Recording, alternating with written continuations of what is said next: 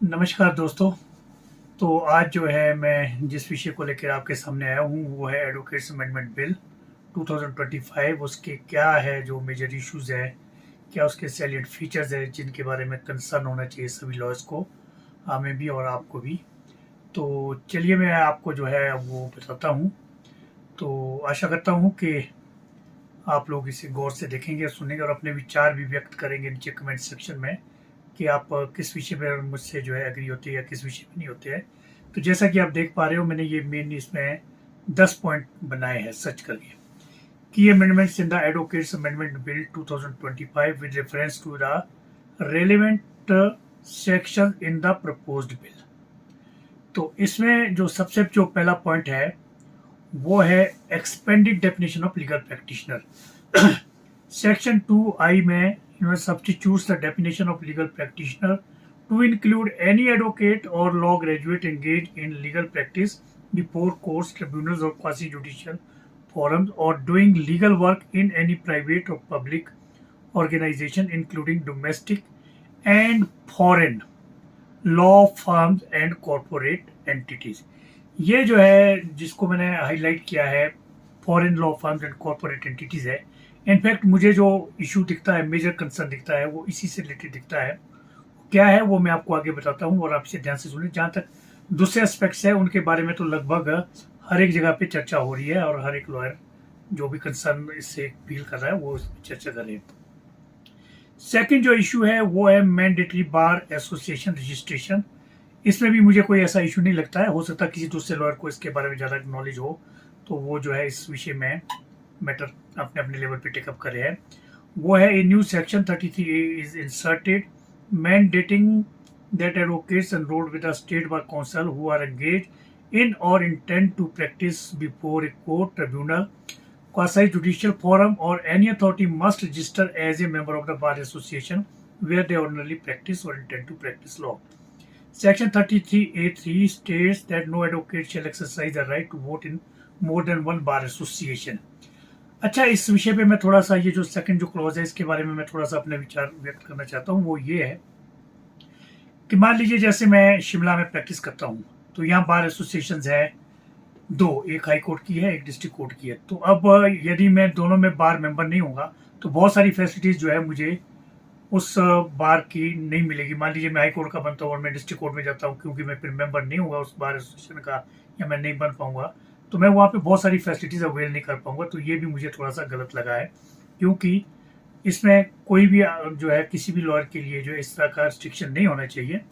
उसने पे करना है, जहाँ कभी बार का मेंबर बनना चाहता है। ऐसे तो फिजूल में कोई बनेगा नहीं। जब कोई पर्पज होगा, दो जगह पे काम है, तभी तो वो दो जगह पे बनेगा। तो I think in my opinion this too is not a good thing.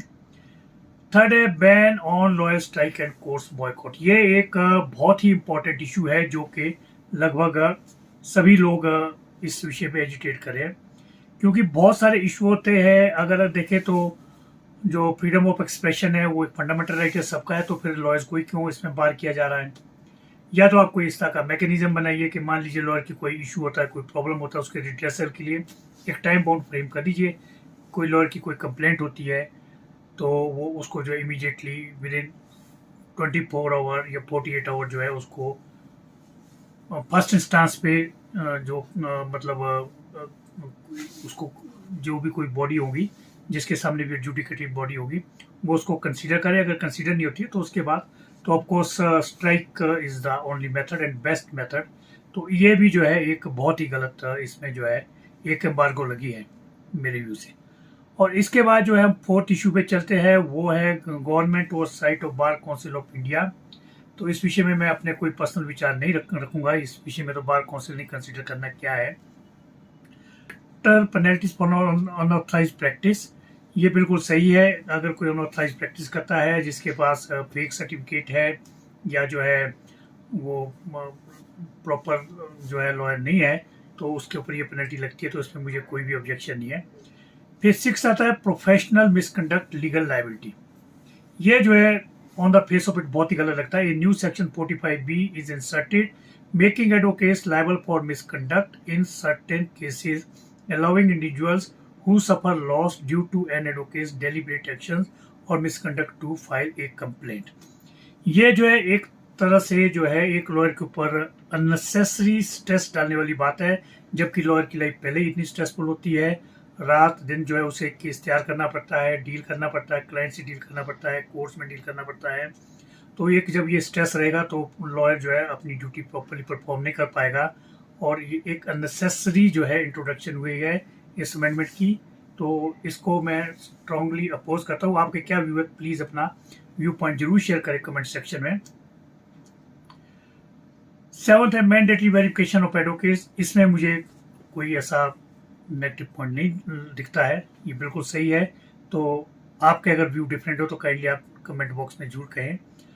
और 8th है जी entry of foreign law firm and lawyers. ये एक बहुत ही इम्पोर्टेंट इशू है और ये बहुत ही ग्रेव कंसर्न वाला इशू है।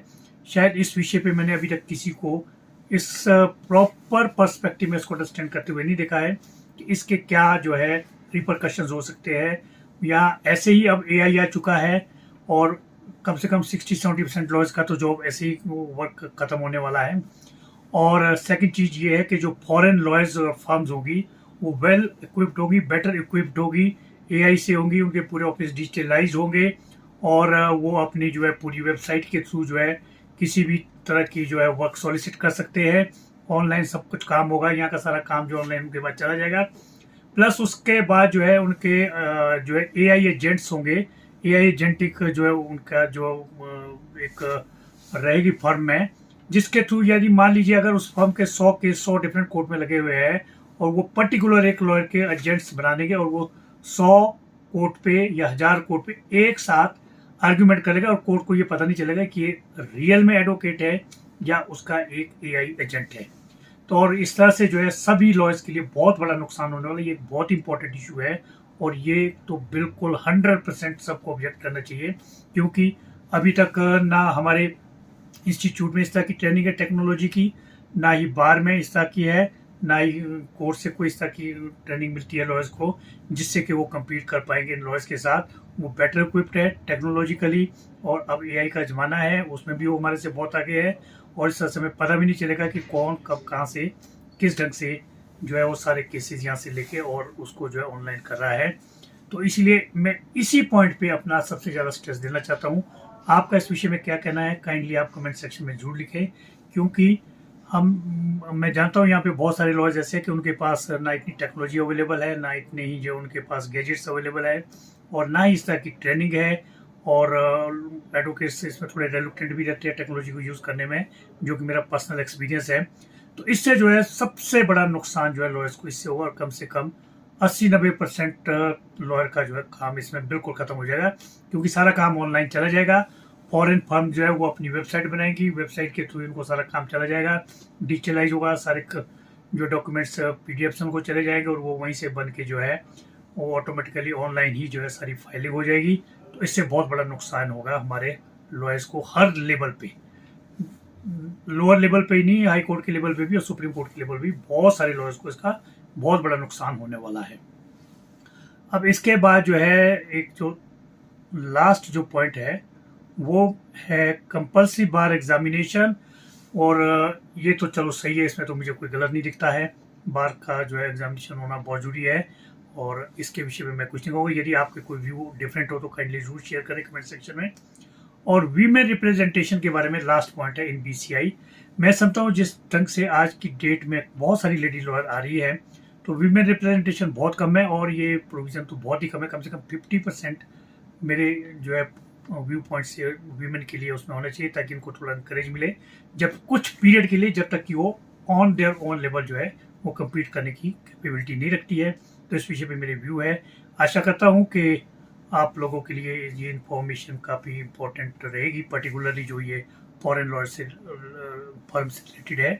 तो आप अपने व्यू शेयर करें और इस वीडियो को ज़्यादा से ज़्यादा शेयर करें, सब्सक्राइब करें और thank you very much and God bless you all. Bye.